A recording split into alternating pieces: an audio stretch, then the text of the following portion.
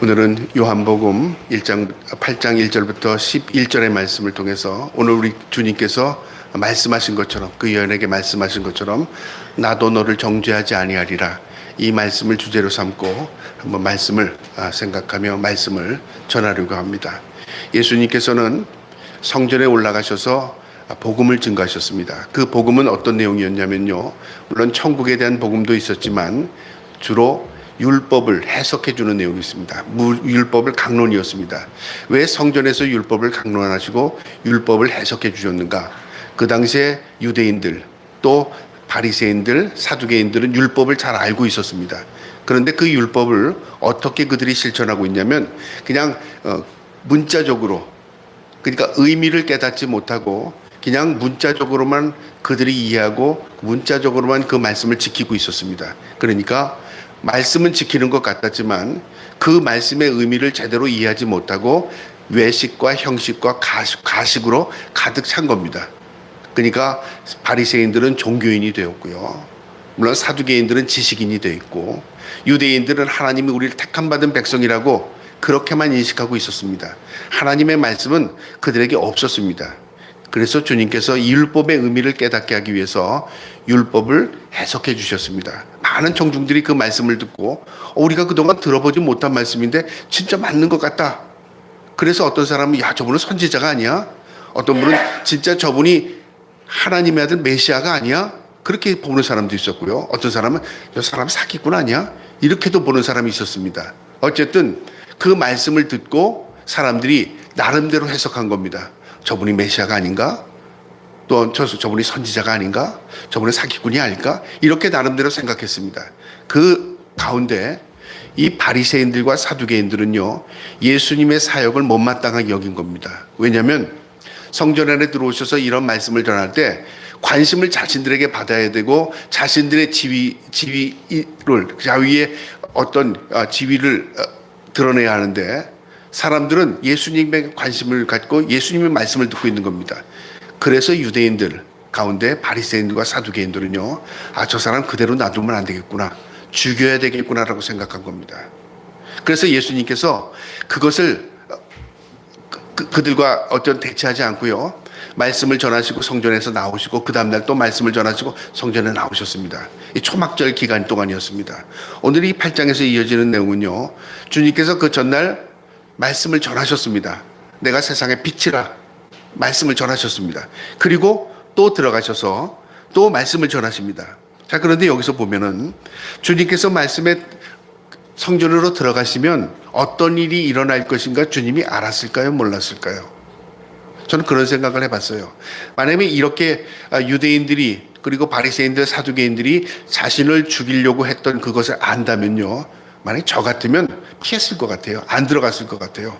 함정을 파는 것을 알고 있었고 나를 음해하려는 것을 알고 있는데 그 장소를 들어간다. 그건 어리석은 거죠. 근데 주님은 알고 계셨을 겁니다. 그런데 주님께서 그날 성전을 또 들어가셨습니다.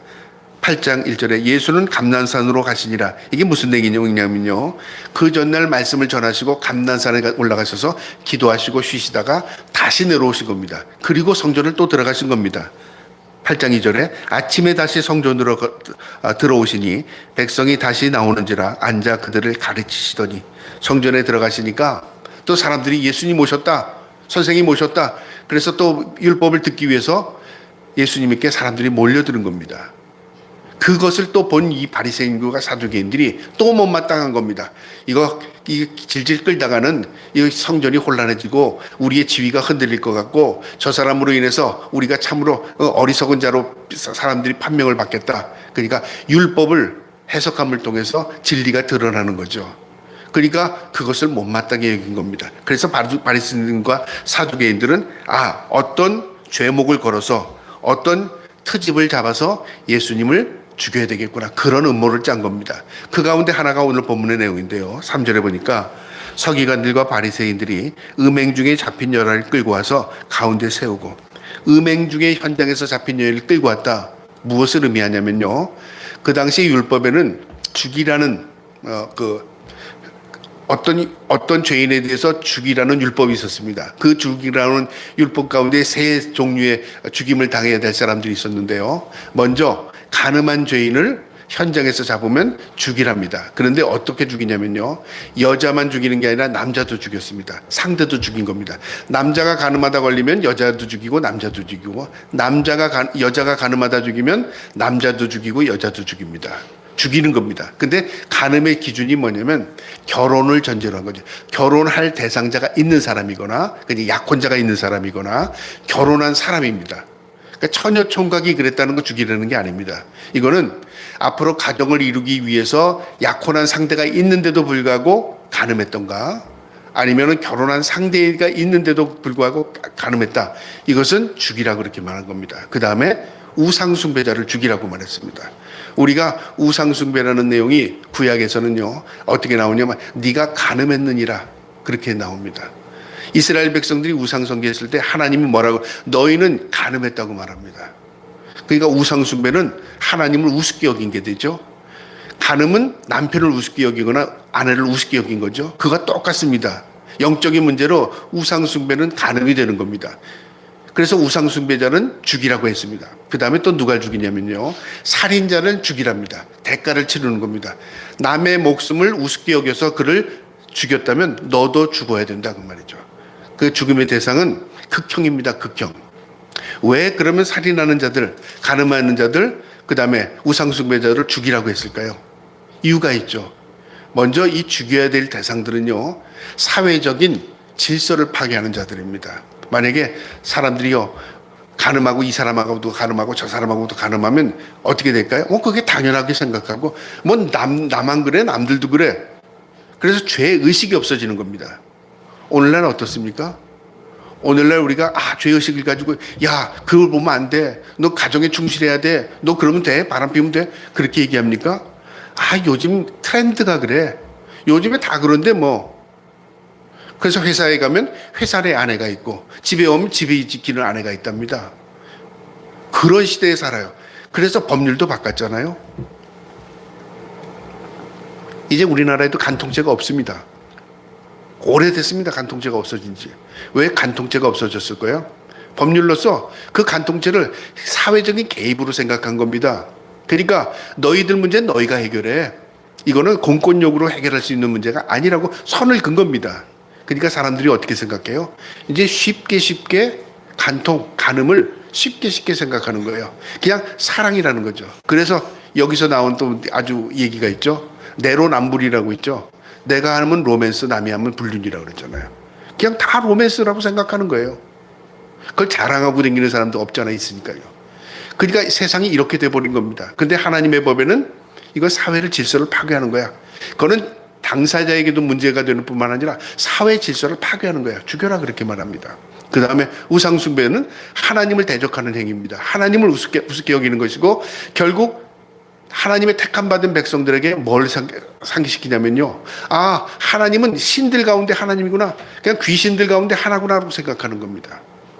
여러분, 다신교를 믿는 나라들이 많잖아요. 일본도 다신교를 믿고, 인도 같은 나라 대중적으로 신이 많습니다. 일본의 신이 숫자로 치니까 70만이 된답니다. 70만. 인도는 아마 더 될 것 같아요. 가는 곳마다 신입니다. 신. 모든 걸 신성하게 생각하는 것 같지만 그들은 아주 굉장히 음란한 겁니다. 이 신도 믿고 저 신도 믿고 다 믿는 거예요. 그거는 사실적으로 절대자이신 하나님을 우습게 여기는 거죠. 그런 자들을 죽이라고 말했습니다. 그 다음에 살인하는 자, 남의 목숨을 우습게 여기고 죽인 것, 그건 그 죄값을 내 목숨으로 치르는 것이야. 그걸 가르쳐 준 겁니다. 그 율법에 그렇게 정해놓은 겁니다. 율법은 하나님 말씀입니다. 자, 이 말씀을 예수님께서 어떻게 행하는가를 보기 위해서 이 바리새인과 사두개인들이 함정을 판 겁니다. 그래서 예수님께서 어떻게 말씀하시는가 한번 보자 그 말이죠. 4절에 예수께 말하되 선생이여 이 여자가 간음하다가 현장에서 잡혔나이다. 그러니까 증거가 있습니다. 누구도 이 여자 아니라고 말할 수 있는 사람 없습니다. 그렇게 말한 이후에 5절에 모세는 율법에 이 여자를 돌로 치라 명하였거니와 선생은 어떻게 말하겠나이까. 모세는 죽이라고, 율법에 죽이라고 말했는데, 그러니까 이들이요 율법에 이렇게 된다 딱 못을 박는 겁니다. 선생님은 어떻게 얘기하겠어요? 이 내용이 뭐냐면요. 이러지도 좋다도 못하게 지금 입을 딱 막는 겁니다. 그래서 당신은 아무것도 아니야 라고 사람들에게 예수님의 모습을 보여주고 싶었고요. 그 다음에 또 예수님이 어떤 말을 하든 함정에 파는 겁니다. 예를 들어서 죽여라 그러면 당신은 로마법을 우습게 여겨요? 당신이 뭔데 로마법을 어기고 죽이라고 하느냐? 로마법은 어떻게 되어 있냐면 살인을 명령할 수 있는 사람은 오직 총독 외에는 없습니다. 그러니까 이스라엘은 로마의 집권 아래에 있는 나라이기 때문에 로마에서 파견된 총독이 있었습니다. 총독만이 판결을 할 수 있었습니다. 그러니까 정치범이나 어떤 밀란을 일으킨 자들에게 있어서 사형을 언도합니다. 만약에 예수님께서 저 여자 죽여라 그랬으면 어떻게 될까요? 율법은 말씀대로 했지만 로마법을 어기는 거기 때문에 당신은 로마법을 어겼어요. 당신이 뭔데? 로마 총독이 가진 권한을 당신이 행사하고 그래서 로마에게 고발할 수 있었고요. 그 다음에 죽이지 말라 그러면 어떻게 될까요? 당신은 하나님의 말씀을 전한다고 말하면서 어떻게 하나님의 말씀인 율법을 어기요? 당신은 거짓 아니요? 위선자 아니요? 그렇게 표현할 수 있다는 거죠. 진퇴양난이죠. 이렇게도 판결하지 못하고 저렇게도 판결하지 못하도록 함정을 판 겁니다. 그 내용이 그 밑에 있습니다. 6절에요. 그들이 이렇게 말한 이유가 있죠. 말함은 고발할 조건을 얻고자 고발하기 위한 거죠. 그러니까 고발한다는 건 뭐냐면 그 사람이 죄인이라는 걸 하기 위해서 함정을 판 겁니다. 그러니까 그 원인과 결과를 귀결시키기 위해서 고발하기 조건을 찾는 거죠. 하여 예수를 시험함이 이러라. 예수께서 몸을 굽혀서 손가락으로 땅에 쓰시니. 예수님께서 그 말을 듣고요. 바로 말씀하시지 않았습니다. 예수님의 동작을 한번 머리에 떠올려 보세요. 죽여야 됩니까? 살려야 됩니까? 가늠한 여인은 지금 땅바닥에 엎드려서 울고 있어요. 사람들은 지금 어떻게 판결하나 예수님 보고 있어요. 예수님이 갑자기 그 말을 듣다가 딱 주저앉으셔서 뭔가 쓰시는 겁니다. 그 내용이 8절에도 또 나오죠. 다시 몸을 굽혀 손가락으로 땅에 쓰시니 2번 나옵니다. 여러분 뭘 썼을까요? 만약에 주님께서 땅에다 뭐를 쓰셨다 그러면 이 문제가 어떻게 해결되냐면 땅에다 무엇을 쓴 내용 때문에 문제가 해결된 거예요. 그죠? 근데 주님께서 뭘 썼는지 요한도 얘기를 하지 않습니다. 요한도 몰랐을 수도 있었고 알아도 쓸 이유가 없었을 수도 있었고 왜요? 중요한 게 그 내용이 아니라 그 말이죠. 그런데 사람들이 뭔가를 쓴 걸 가만히 주시하고 있었어요. 뭔가를 썼을까? 근데 저와 여러분 추측을 해야 되는 겁니다. 어쨌든 주님께서 아무 말씀하시고 땅에 뭔가를 쓰셨어요. 그러면서 7절에 그들이 묻기를 마지 아니하는지라 더 이상 묻지를 않은 겁니다. 왜 묻지를 않았을까요? 저 같으면 만약에 빨리 말씀해 보세요. 말씀할 게 없죠. 라고 몰아가던가 아니면 궁지에 더 말씀할 게 없네. 당신이 뭐라고 지금까지 뭘 얘기했어? 그래서 더욱 곤란하게 만들 텐데 뭔가 쓰고 있는데 아무도 얘기를 못하는 거예요. 사람들이요. 그들을 묻기를 마지 아니하니라 이에 일어나 이르시되 너희 중에 죄 없는 자가 먼저 돌로 치라. 뭔가를 쓰시고 났으니 일어나셔서 뭐라고 회중에게 말씀하시면 너희들 중에 죄 없는 자가 먼저 돌로 치라고 말했어요. 그리고 또 땅에 앉으셔서 또 뭔가를 쓰셨어요. 저는 이것을 많이 생각해 봤습니다. 뭘 썼을까? 신학자들도 고민을 많이 해요. 과연 뭐를 썼을까? 거기 있는 사람들 죄를 하나하나 다 썼을까? 그래서 그 사람들이 양심에 갇히게 돼서 이거 내 죄네 그러고 다 도망갔을까? 그럴 수도 있고요. 여러 가지가 있어요. 근데 이 예수님의 이 행동 자체가 모든 사람이 양심을 찌르는 내용이에요. 그러면 예를 들어서 거기다 죄목을 다 써요. 너는 이 죄 딱 썼으면 당신이 봤어? 그렇게 할 수 있잖아요. 그럴 수 있어요. 그런데 이 사건은요, 예수님이 아무 말씀하시고 뭘 썼어요. 그걸 지켜보던 사람 가운데 누가 제일 먼저 지켜봤을까요? 아마 바리새인들과 사두개인들이 뭘 하는 거야? 그러고 한번 지켜봤겠죠? 지켜보는 순간에 예수님께서 제 생각입니다. 지켜보는 순간에 예수님께서 그 지켜보는 사람의 그 마음에 있는 죄를 쓴 겁니다. 예를 들어 그 사람도 간음했다면 너는 어떤 여자와 간음했다. 근데 어떤 여자 그걸 다 내 문장을 쓰지 않고 그 여자의 예를 들어 이름을 딱 써서 봐요. 소름 끼치지 않겠어요? 나만이 아는 비밀입니다. 아무도 몰라요. 네가 어느 날 그게 그 문장이 필요 없시다. 예를 들어서 상대의 여자의 이름을 딱 써봤어요. 아무도 몰라요. 근데 그 쳐다본 사람 자기 그 얼굴에 그 이름이 써 있어요. 그 남자는 기겁하지 않겠습니까? 그 다음에 일어나셨어요. 죄 없는 자가 먼저 돌로 쳐라. 그러니까 이거 죄를 주님이 나를 죄를 아는구나. 지금 다른 사람은 자기가 죄인인 걸 몰라요. 근데 주님은 내가 죄인인 걸 알아요.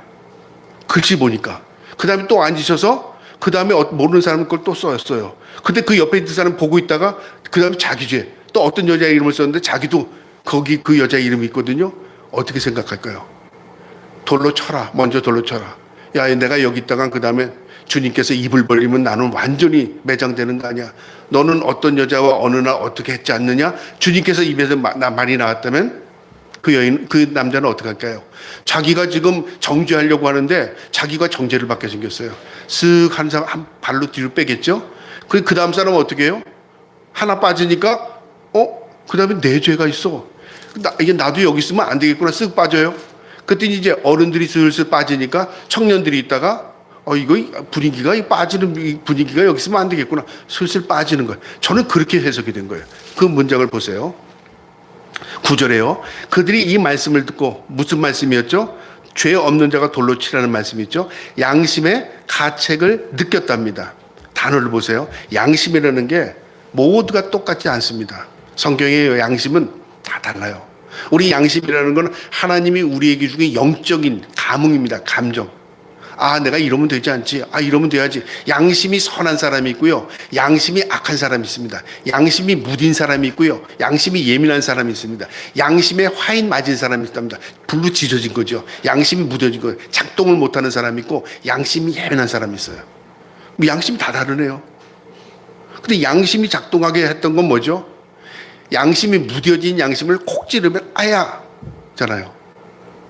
그 무뎌진 양심을 주님께서 바닥에다 씀을 통해서 자기도 아무도 모르는 자기 무뎌진 양심까지도 그걸 덮었는데 주님께서 그걸 헤쳐내고 뭔가를 썼어요. 그 무뎌진 양심에 뭐가 느껴져요? 아픔을 느낀죠. 뭐예요? 여기 가책이 느꼈답니다. 가책이죠. 가책을 느꼈답니다. 그래서 어른들로부터 청년들이 하나하나 빠지기 시작했어요. 결국은 뭐냐면요. 양심을 작동시키는 게 누구죠? 우리의 무뎌진 양심, 우리 죄악으로 무뎌진 양심입니다. 나 양심 깨끗해. 여기 그런 사람이 있습니까? 우리 양심이 어떤 사람은 좀 나은 사람이 있고 어떤 사람은 덜한 사람이 있지. 우리는 태어날 때부터 양심이 묻어졌습니다. 왜 그렇죠? 원죄 때문에 그렇습니다. 이 죄가 우리 양심을 무뎌지게 만들었어요. 그런데 이 양심이 어떻게 살아나는 줄 아십니까? 내가 이 양심을 돌을 닦아서 갈고 닦으면 내 양심이 깨끗해질까요? 보통 일반적으로 사람들은 그렇게 생각했어요. 내가 세상의 정욕을 끊겠습니다. 내가 세상의 욕심을 끊겠습니다. 내가 세상의 모든 걸 끊겠습니다. 버리겠나이다. 불교에서 108번네. 버리겠나이다. 모든 욕심과 욕망과 모든 걸 버리고 절제하겠습니다. 그게 이제 돌을 닦는 기구죠. 아무도 만나지 않고 굴 속에 들어가거나 산 속에 깊은 데에 들어가서 그냥 생식을 취하고 모든 걸 단절하고 살아가면서 돌을 닦는 겁니다. 그런데 인간이 그렇게 돌을 닦아지지 않아요. 인간이 그 상황에서 벗어나면 또 죄를 짓습니다. 그럼 어떻게 하라는 겁니까? 인간은 일단은 양심이 무뎌졌습니다. 이 양심이 살아나는 것은요, 내가 없어져야 양심이 살아나요. 내 삶의 주인이 바뀌어야 됩니다. 누구로 바뀌어야 되죠? 우리 주님이 내 삶의 주인 되셔야 돼요. 내 양심을 작동시켜줘야 된다 그 말이죠. 그래야 내가 살아나는 겁니다. 살 길은 예수 그리스도밖에 없어요. 지금 그 이야기는 없지만요. 여기 이 양심의 가책을 느낀 사람들이 주님께서 그 양심을 건드린 겁니다. 말씀을 통해서요. 죄 없는 자가 먼저 쳐라. 그리고선 그들이 볼 수 있도록 땅에 뭔가를 쓰셨어요. 젊은이부터 어른으로부터 젊은이까지 다 예수님을 떠나갑니다. 오직 예수와 그 가운데 섰는 여자만 남았더라. 두 사람만 남았습니다. 10절에 예수께서 일어나사 여자 외에 아무도 없는 것을 보시고 이르시되 여자여 너를 고발하던 그들이 어디 있느냐? 너를 정죄하는 자가 없느냐? 보시고 다 떠난 걸 보시고 이제 노골적으로 예수님께서 묻는 겁니다. 그 여인을 정죄하지 않았습니다. 네가 왜 그렇게 했느냐? 너 왜 그렇게 해서 사람들의 창피를 당하느냐? 너 무슨 죄 진 거 맞아? 묻지 않았습니다.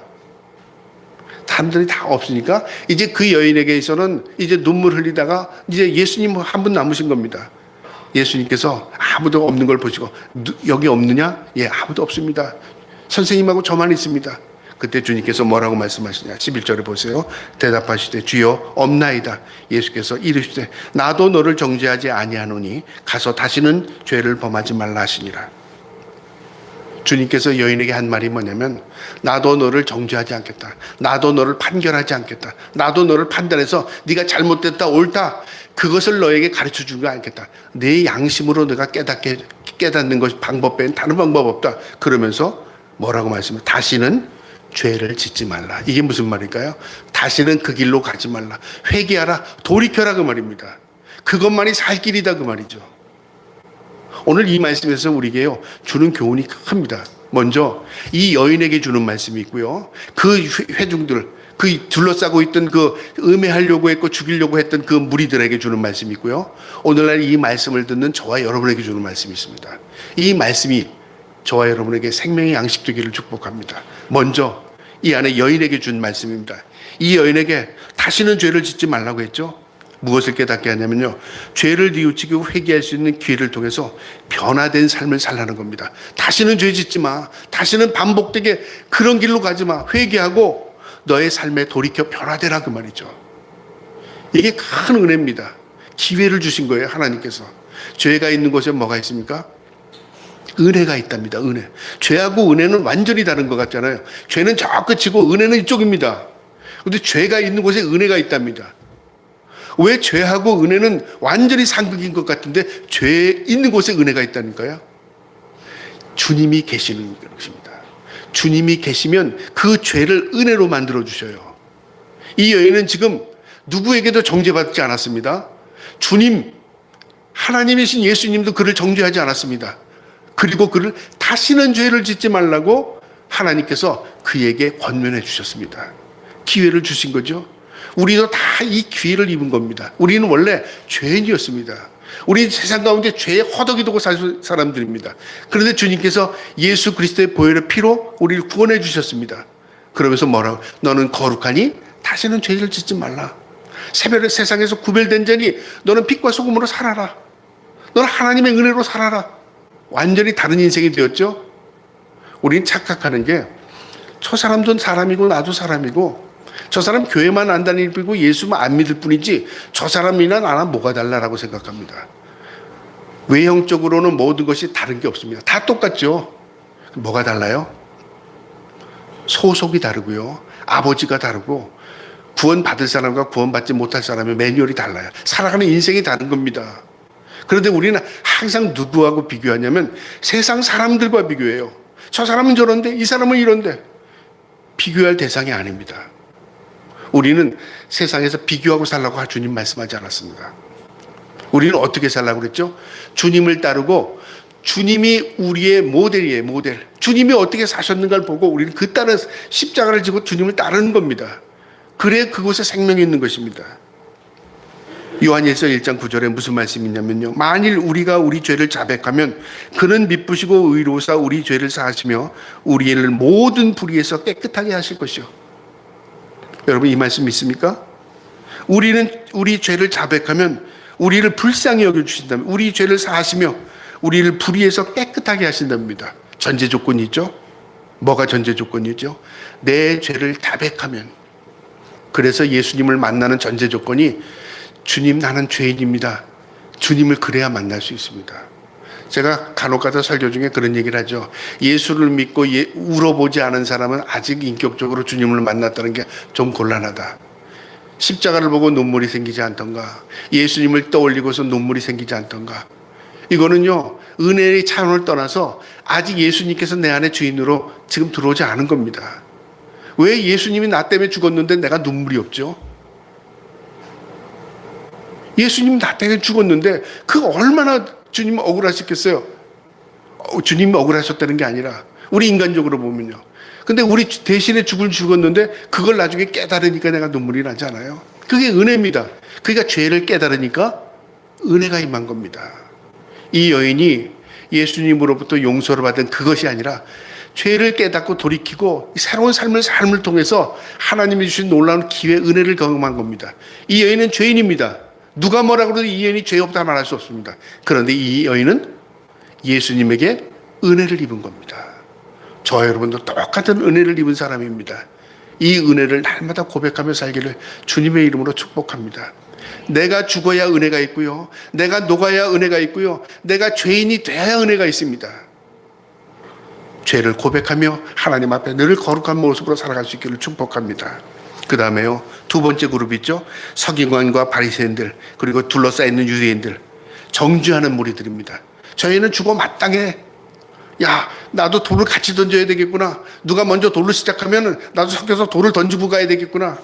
그래서 힘을 보태서 나도 율법을 지키는 사람으로 나도 인정받고 싶다. 우리 마음속에 그런 생각이 있습니다. 누가 잘못하면요, 그 사람을 막 욕하면은 마치 나는 의인 되는 것 같은 생각이 드는 거죠. 그렇죠? 저 사람 나쁜 사람이야. 그러면 맞아 뭐 나쁜 사람 얘기하면은 맞아, 나도 나쁜 사람으로 생각해. 그럼 나도 의인 쪽에 포함되는지 착각하는 겁니다. 지금 모든 무리들이 자신을 죄 없다고 생각한 겁니다. 나는 간음죄 지지 않았으니까라고 생각했죠. 그런데요, 인간의 양심을 통해서 자신의 모습을 보게 하는 겁니다. 양심이라는 게 뭐죠? 양심은 작동 원리가 있어요. 작동 원리가. 누군가가 양심이라는 걸 건드려는 촉발이 있어야 양심이라는 게 작동을 하죠. 가만히 있는데 난 양심이 있어. 그건 양심이 아닙니다. 양심이라고, 자기는 양심이라고 하는데 다른 사람의 목에 화인 맞은 양심이 있다는 거죠. 옛날에, 요즘에는 그런 말이 쏙 들어갔는데 과거에는 양심선언이라고 많이 나왔죠. 어떤 사람이 양심선언했대. 어떤 정치인이 양심선언했어. 어떤 기업가가 양심선언을 했어. 양심선언했다면 그 사람이 이제 뭔가를 돌이켜보고 새 회개했다고 생각하는 거죠. 근데 그 양심선언을 해보니까 남을 음해하고 그 사람을 이끌어내리기 위해서 내가 증인되는, 저처럼 양심을 고백한 것처럼 끌어내리는 겁니다. 인간은 그런 양심, 화인 맞은 양심들입니다. 우리 주님께서 이 양심을 건드려 주시는데요, 상대방의 죄를 통해서 자신을 보게 하는 겁니다. 성경에서는 이 간음죄를요, 10계명의 제일 7계명으로 간음하지 말라, 아주 주님의, 하나님의 10계명 계명에서 7계명으로 정해놨습니다. 이거는 누구도 변개하지 못합니다. 심지어는 예수님께서 뭐라고까지 말씀하셨냐면 음욕을 품는 자마다 음행했다고 말합니다. 마음에 있는 죄도 음행입니다. 그러니까 행동의 문제가 아닙니다. 내 마음의 음행을 가지고 있어도 간음한 것과 똑같은 겁니다. 그러면 우리는 어떤 존재죠? 이 여인을, 죄를 정죄할 수 있는 인간은 아무도 없습니다. 누구나 죄인이라는 거죠. 이것은 사회적인 문제이고 가정을 파괴하는 문제이고 개인을 병들게 하는 문제입니다. 그런데 이 문제를 주님께서 어떻게 해결하셨냐면 율법으로 해결하시지 않았습니다. 무엇으로 해결하셨죠? 이것을 사랑의 법이라고 말합니다. 용서, 그냥 내가 용서해 줄게가 아닙니다. 우리는 때로는요, 내가 그래 모르는 척 해줄게, 내가 용서해 줄게, 그럼 용서가 되는 줄 알아요. 우리 주님께서 나는 하나님이다, 내가 너를 용서해 줄게, 그럼 용서가 그냥 되는 줄 알아요. 여러분, 나를 용서해 주기 위해서 어떤 대가를 치르셨죠? 우리 하나님께서 나를 용서해 주시기 위해서 어떤 대가를 치렀냐고요? 외아들, 독생자를 이 땅에 보내주셔서 그분을 죽이심으로, 제물 삼으심으로 내 죄가 전가된 겁니다. 나는 대속의 죽음을 죽으신 주님께서 은혜를 입어서 난 살아있는 사람이 된 거예요. 대가는 나는 치른 게 없어요. 근데 그 대가를 누가 치렀죠? 예수님이 치르셨다니까요. 그걸 아는 게 믿음입니다. 그걸 깨닫는 게 믿음입니다. 그 은혜의 눈물을 흘리는 게 은혜입니다. 근데 은혜를 망각한 건 뭐죠? 감흥이 없는 겁니다. 주님께서 이 여인의 죄를 이제는 어디로 돌리냐면, 너희는 지금 정죄하고 죄 없는 것 같지? 그러면서 죄를 깨닫게 해주는 양심을 일깨운 겁니다. 땅에 뭘 썼는지는 모릅니다. 그런데 양심의 가책을 느꼈답니다. 양심의 가책이라는 것은 자극이 없으면 반응이 없습니다. 주님께서 그 자극을 촉발시킨 겁니다. 땅에 앉으셔서 손가락으로 뭔가를 썼는데 양심을 다 찔른 거예요. 그래서 느꼈다는 거죠. 여러분, 우리가 신앙생활을요, 그냥 무감각하게 신앙생활을 할 때도 있어요. 어떨 때는 그냥 무의식 가운데 종교인처럼 살아갈 때가 있어요. 그럴 때는 어떻게 해야 되죠? 내가 이거 지금 신앙생활 하는 게 옳은가? 내가 지금 옳은 길로 가는가? 목사도 그런 질문을 드려요. 늘 예배하고 말씀 준비하고 늘 그냥 목사 의식에 사로잡혀 있잖아요. 그러다 보면은 이런 생각을 해봅니다. 내가 지금 옳은 길 가고 있어. 내가 지금 내 행위를 통해서 우리 성도들을 옳은 길로 인도하는 거야? 내 자신에게 질문을 던질 때가 있어요. 그 반문이 없으면 나도 실족할 때가 있고요. 나도 잘못된 길로 가면서 성도들을 마치 옳은 길로 인도하는 것 것처럼 착각할 때가 있다는 거죠. 그래서 다시 점검하는 겁니다. 너 지금 올바른 길로 가고 있어? 너 지금 올바른 길로 인도하고 있어? 내가 올바르다는 이야기가 아닙니다. 내가 어리석다는 전제로 얘기하는 겁니다. 그래서 주님의 도우심이 없으면 나도 올바른 길을 갈 수 없는 존재임을 고백하는 마음입니다. 여러분, 주님께서 일깨워 주셔야 된다 그 말이죠. 결국 말씀을 듣고 양심의 가책이 돼서 사람들은 떠나게 됩니다. 상대방을 향하던 이 정죄가 자신을 돌아보게 된 거죠. 그래서 나도 부끄러운 존재구나. 그건 1차적인 거예요. 거기 있는 사람들이 나도 죄인이니까 말하지 않았어요. 그러나 그 자리를 피했어요. 양심의 가책은요, 작동해야 합니다. 느껴야 합니다. 그러려면 어떻게 되죠? 나라는 존재가 어떤 존재를 알아야 돼요. 마태복음 7장 1절부터 이렇게 써 있습니다. 마태복음 7장 1절부터 3절에요. 비판하지 아니하려거든 비판하지 말라. 너희가 비판하는 그 비판으로 너희가 비판을 받을 것이요, 너희가 헤아리는 그 헤아림으로 너희가 헤아림을 받을 것이라. 어찌하여 형제의 눈 속에 있는 티끌을 보고 내 눈 속에 있는 들보를 깨닫지 못하느냐. 무슨 의미냐면요, 남에 있는 죄는 보기가 쉬운 거예요. 그런데 내 안에 있는 들보는 깨닫지를 못하는 거예요. 내가 더 큰 걸 가지고 있는데. 그거 깨달아라 그 말이죠. 내 자신을 돌아보라 그 말입니다. 그래야 살 길이 있는 겁니다. 제가 살 길은 죄를 들춰내는 게 아니라 나도 죄인임을 깨닫는 게 내가 살 길입니다. 여러분도 마찬가지입니다. 우리 하나님 앞에 우리 모두가 죄인이다. 그거 깨닫는 게요, 은혜입니다. 그게 깨닫는 게 새 출발이고요. 그거 깨닫는 게 하나님의 은혜를 우리가 밀물처럼 밀려들어오는 통로를 열어주는 겁니다.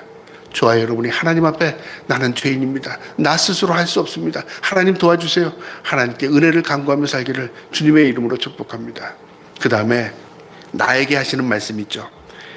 여인에게 하신 말씀이 있고 회중에게 하신 말씀이 있다면, 이제 성도인 우리에게, 나에게 하는 말씀이 있습니다. 어떤 말씀이냐면, 율법, 하나님을 통해서 우리 모두가 죄인임을 알고 깨달으라 그 말이죠.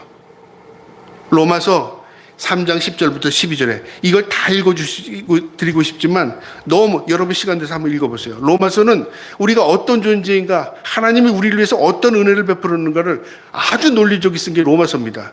그 로마서 3장 보면요, 하나님이 예수님께서 이 로마서를 통해서 우리가 어떤 존재인지 알려주는데, 10절에 기록된 바 의인은 없나니 하나도 없으며 깨닫는 자도 없고 하나님을 찾는 자도 없고 다 치우쳐 함께 무익하게 되고 선을 행하는 자는 없나니 하나도 없다. 하나도 없답니다. 한 사람이라도 있나? 없습니다. 이 세상에. 성경의 모든 인물이 다 죄인입니다. 그들의 목구멍은 열린 무덤이요 그의 혀로는 속임을 일삼느며 그의 입술에는 독사의 독이 있고. 저도 자극적이잖아요. 우리 입에서 나오는 게 거짓말과 독을 품고 있고요, 열린 무덤이랍니다. 죽을 짓만 한다는 거죠. 그 입에는 저주와 악독이 가득하고 그 발은 피 흘리는 대로 빠르며 죽을 곳으로 찾아갑니다. 파멸과 고생의 길이 있어 평생의 길을 알지 못하고 평강의 길을 알지 못하고 파멸의 고생의 길로 간답니다. 평탄한 길, 생명수에 있는 길로 가는 게 아니라 죽을 길만 찾아가는 겁니다. 그러면서 평강의 길을 알지 못한답니다. 그들의 눈앞에는 하나님이 두려움이 없느니라. 이유가 뭐죠? 하나님을 모르기 때문에, 하나님을 두려워하지 않기 때문에 죽을 길로만 가면서도 내가 죽는지를 모르는 겁니다. 그런데 살 길을 열어주셨어요. 어떻게 살 길을 열어주셨냐면, 여러분이 읽어보세요. 나중에 3장을요. 예수 그리스도가 우리를 대속해서 속량의 죽으심을 죽으셨습니다. 24절에 그리스도 예수 안에 있는 속량으로 말미암아 하나님의 은혜로 값없이 의롭다 하심을 받은 자 되었느니라. 예수님 때문에 우리가 새로운 삶이 되었다는 거죠. 내 의지, 내 노력, 내 어떤 깨달음이 아니라 그 말이죠. 전적인 하나님의 은혜로 내가 변화되었다 그 말이죠. 참 비참하죠. 우리의 모습은. 이 예수를 하나님이 그의 피로 믿음으로 말미암아 화목제물로 삼으셨으니 이는 하나님께서 길이 참으시는 중에 전에 지은 죄를 간구하심으로 자기의 의심을 나타내려 하심이니. 내 죄를 들춰내지 않고요, 내 죄를 덮어주시면서 주님이 대가를 치러주셨어요. 그게 하나님의 의로우심입니다. 하나님의 사랑입니다. 26절에 곧 이때 자기의 의로우심을 나타내사 자기도 의로우시며 또한 예수 믿는 자를 의롭다 하려 하심이니라. 놀라운 말씀입니다. 주님께서 대신 죽으심으로 의가 무엇인가를 드러냈죠. 그리고선 죄진 자에게 너 죄가 있으니까 내가 대신 죄를 지어줘, 그렇게 얘기하는 게 아니라 의를 전가시켜줘요. 너도 의로워. 우리 주님께서 너도 의로워. 여러분 눈물 안 나요? 내가 죄인인데 내가 죽어야 되는데 주님께서 나 대신에 죽으시면서 의를 보여주셨어요. 그런데 주님께서 나라고 뭐라고 너도 의로워 그런 거야. 주님이 몰라서 우리를 의롭다고 여기십니까? 아니야. 내가 너 죄값을 다 치러주셨어요. 죄와 그 인격을 분리시킨 겁니다. 그 사람이 죄가 아니라 그 죄가 이 사람을 더럽게 만든 거죠. 그래서 주님께서 분리시켜서 죄는 하나님께서 청산시켜 주시고 너는 의로워. 내가 너를 사랑한다. 그 말입니다. 그러면서 27절부터 계속 반복되는 얘기가 뭐냐면 오직 믿음으로 27절에 오직 믿음의 법으로 29절에 믿음으로 29절에 30절에 할례도 믿음으로 그 다음에 무할례자도 믿음으로 31절에 우리가 믿음으로 답은 뭐냐면요 믿음으로입니다. 믿음으로 살면 우리가 하나님의 은혜를 덧입고요 믿음으로 살면 변화되고 믿음으로 살면 하나님의 은혜가 임하는 것입니다. 모두 우리가 하나님의 은혜를 입은 자라 그 말입니다. 시편 14편 1절부터 3절에 이렇게 기록되고 있습니다. 어리석은 자는 그의 마음에 이르기를 하나님이 없다 하는도다. 그들이 부패하고 그 행실이 가증하니 선을 행하는 자도 없도다. 여호와께서 하늘에서 인생을 굽어 살피사 지각이 없어 하나님을 찾는 자가 있는가 보려 한즉 다 치우쳐 함께 더러운 자가 되고 선을 행하는 자가 없나니 하나도 없도다. 비참하죠. 하나님께서 인생을 바라보니까 옳은 삶을 살아가는 인간이 하나도 없어요. 하늘에서 굽어 살핀 겁니다. 근데 어떤 사람이 오는 사람인가 찾아보니까 모두 죄악된 길, 죽음의 길을 가는데 한 사람도 돌이키는 사람이 없답니다. 하나도 없답니다. 의인이. 주님께서 어떻게 하셨어요? 이거 이대로 놔뒀다간 멸망 끝이구나. 우리 주님을 이 땅에 보내주셨습니다. 독생자를. 예수를 믿음으로 살 길이 열린다. 그걸 주님께서 보여주신 겁니다. 우리 모두는 하나님의 은혜 없이는 살 수 없는 존재입니다. 십자가는 은혜의 간구입니다. 우리가 십자가를 볼 때마다 하나님이 나에게 은혜를 베풀어 주셨구나. 내가 저기 걸려야 될 십자가인데 우리 주님께서 그곳에서 내 대신에 죽으셨구나. 그런데 왜 거기에 달려 계시지 않죠? 이제 날 살리기 위해서 부활하셨습니다. 그래서 우리 주님의 십자가를 바라볼 때마다 나도 하나님의 은혜로 구원받을 존재이구나. 그걸 깨닫게 하는 것입니다. 다른 사람의 죄를 정죄하기보다 말씀을 통해서 나 자신의 부족함을 깨닫고 하나님의 은혜 가운데 말씀대로 실천하며 사는 것, 그게 하나님의 기쁨이 되는 것입니다. 저와 여러분이 나도 하나님의 은혜를 덧입은 죄인입니다 고백하면서 올 한 해도 하나님이 기뻐하는 은혜로 살아갈 수 있는 저와 여러분 되길 주님의 이름으로 축복합니다. 아멘.